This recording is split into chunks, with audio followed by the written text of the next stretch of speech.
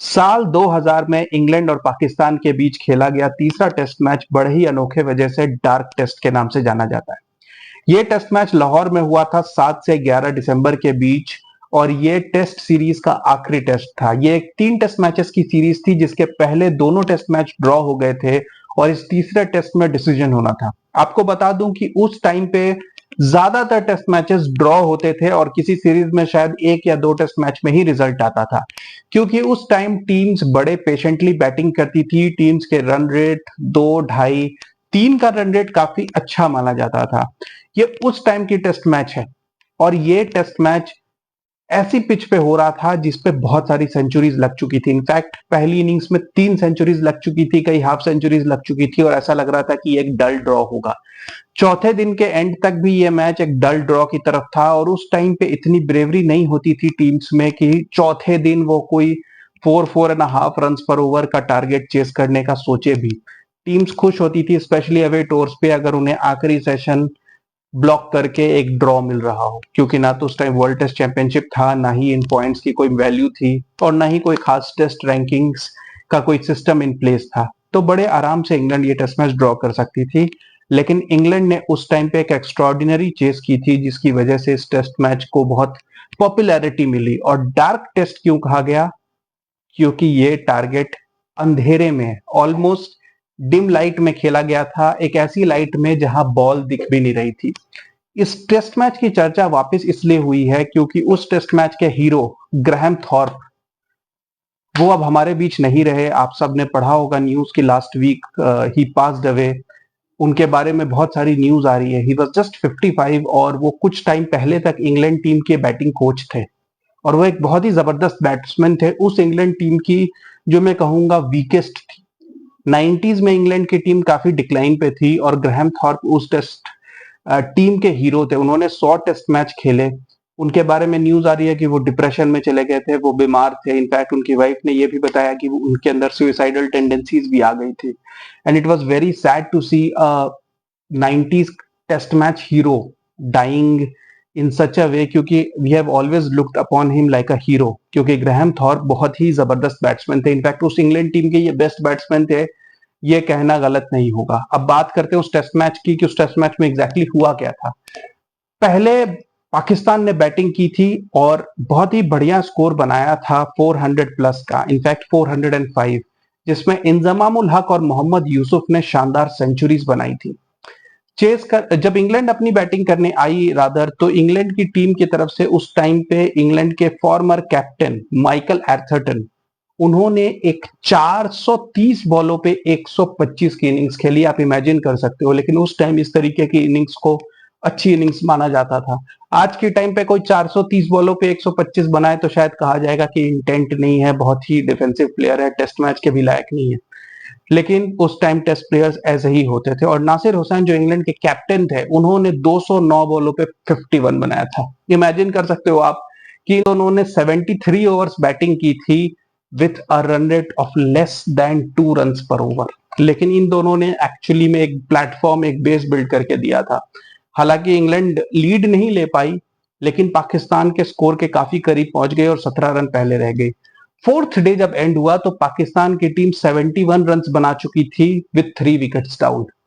Overall Pakistan की lead 88 की थी और आखिरी दिन पाकिस्तान कुछ भी करती, इंग्लैंड को 150-200 रन चेस करने थे और उस तरीके के टारगेट्स ईयर 2000 में चेस नहीं होता था। आज के टाइम पे आखिरी दिन 300 का भी टारगेट है तो batting team will go for it, लेकिन उस टाइम ऐसा नहीं होता था। इवेंचुअली टेस्ट मैच में पर्पस यही था इंग्लैंड का कि अगर किसी तरीके से पाकिस्तान प्रेशर में क्रम्बल कर जाए, जो कि पाकिस्तान हिस्टोरिकली करती आई है, तो इंग्लैंड के पास एक आउटसाइड चांस था। और इंग्लैंड ने अपने उस टाइम के प्राइम स्पिनर एशली जाइल्स, मैं काफी फॉर्चुनेट हूं कि मुझे उनसे मिलने का मौका मिला, और डैरन गफ, इन दोनों ने काफी बढ़िया बॉलिंग की और पाकिस्तान प्रेशर में क्रम्बल कर गई और पाकिस्तान की टीम 158 पे ऑल आउट हो गई। लेकिन एक सेशन पाकिस्तान ने पूरा ऑक्यूपाई किया, काफी स्लो बैटिंग की, क्योंकि पाकिस्तान समझ गई थी कि England are trying to win the test match, और किसी तरीके से पाकिस्तान ने काफी टाइम कंज्यूम कर लिया और आधा दिन निकाल दिया।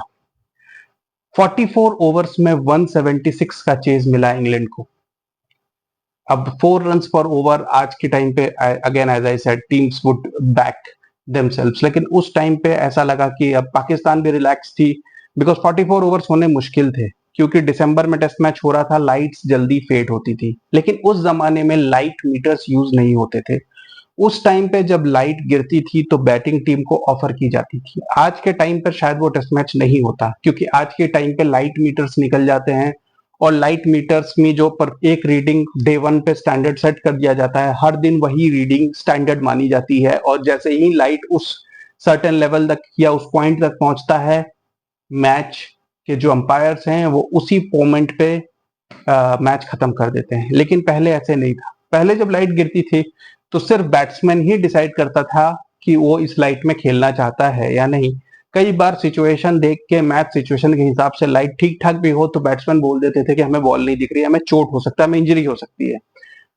लेकिन ऐसा बहुत रेयर होता था कि किसी बैटिंग टीम ने अंधेरे में बैटिंग करने की सोची हो, और इंग्लैंड ने यही किया। इंग्लैंड ने डिमिंग लाइट में यह कहा कि हमें कोई प्रॉब्लम नहीं है, हम पूरे 44 ओवर्स खेलना चाहते हैं।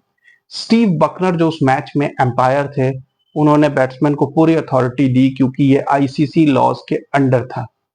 पाकिस्तान टीम जो बॉलिंग कर रही थी, उन लोगों ने कहा कि भाई बॉल बहुत ज्यादा डार्क होने के कारण हमारे फील्डर्स को भी नहीं दिख रही है, और हुआ यही।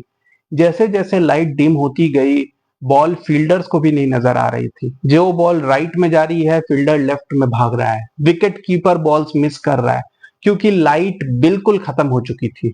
और इंग्लैंड के पास एडवांटेज ये था कि जिस पॉइंट पे इंग्लैंड चाहे वो बोल सकता है कि अब लाइट हमारे फेवर में नहीं है, and they could have walked off. England 8 wicket 9 wicket गिरने के बाद भी बोल सकता था कि अब हम नहीं खेल सकते, and England decided to do the brave thing. 39 years तक इंग्लैंड ने पाकिस्तान में टेस्ट सीरीज नहीं जीती थी।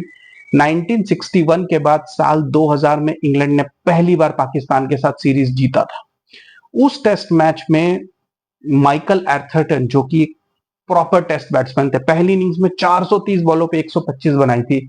उन्होंने 33 बॉल्स पे 26 बनाए, जो कि उनके हिसाब से काफी तेज था। 33 बॉल्स 26, शायद 26 बनाने के लिए वो 100 बॉल लेते थे। ट्रेस्कॉथिक जो उस टाइम नए नए इंग्लैंड टीम में आए थे, उन्होंने भी बढ़िया बैटिंग की, उन्होंने भी शायद एक क्विक फायर 24 बनाया। हालांकि एलेक्स स्टीवर्ट नहीं चल पाए, क्योंकि वो अपने करियर के लास्ट स्टेजेस में थे, वो इतना तेज नहीं खेल पा रहे थे।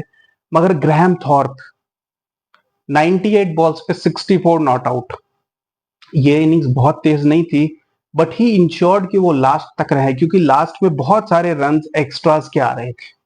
साथ ही साथ ग्रैहम हिक, इन दोनों ने जो पार्टनरशिप की, इनकी पार्टनरशिप की वजह से मैच क्लोज आ गया। इवेंचुअली एंड में ग्रैहम हिक आउट हो गए।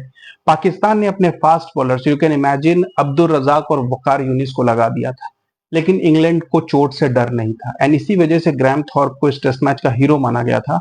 क्योंकि फास्ट बॉलर जब अंधेरे में बॉलिंग कर रहा हो, आप कैसी भी इंजरी हो सकती है। उस टाइम पे वकार यूनिस अगर एक फास्ट बाउंसर मार देते तो ग्रैहम थॉर्प को सर पे चोट आ सकती थी। You could have broken a finger, you could have broken N arm. लेकिन वो लोग बैटिंग करते रहे, क्योंकि उनको पता था कि इतनी ग्रैंड अपॉर्चुनिटी, एक अवे सीरीज विन की। और उस टाइम की इंग्लैंड टीम को आप इस टीम से बिल्कुल कंपेयर मत करना। उस टाइम की इंग्लैंड टीम होम और अवे एशेज में व्हाइट वॉश होती थी, हर टेस्ट मैच हारती थी। अगर किसी सीरीज में एक मैच जीत जाए तो बड़ी बात होती थी। ये सब साल 2006 से चेंज हुआ था। तो उस टाइम की इंग्लैंड टीम की ने ये ग्रैंड अपॉर्चुनिटी देखी और टारगेट के लिए गए, और ये टेस्ट मैच फेडिंग लाइट में जीता, और ये एक मेमोरेबल टेस्ट मैच बन गई। क्योंकि इस टेस्ट मैच में बैट्समैन ने लाइट्स फेड होने के बाद बैटिंग की थी और टारगेट चेस किया था। पाकिस्तान होम में सीरीज हार गई, इंग्लैंड एक हिस्टोरिकल विक्ट्री जीत गई, और उस दिन से इस टेस्ट मैच को डार्क टेस्ट के नाम से जाना जाता है। Keep watching guys, thank you.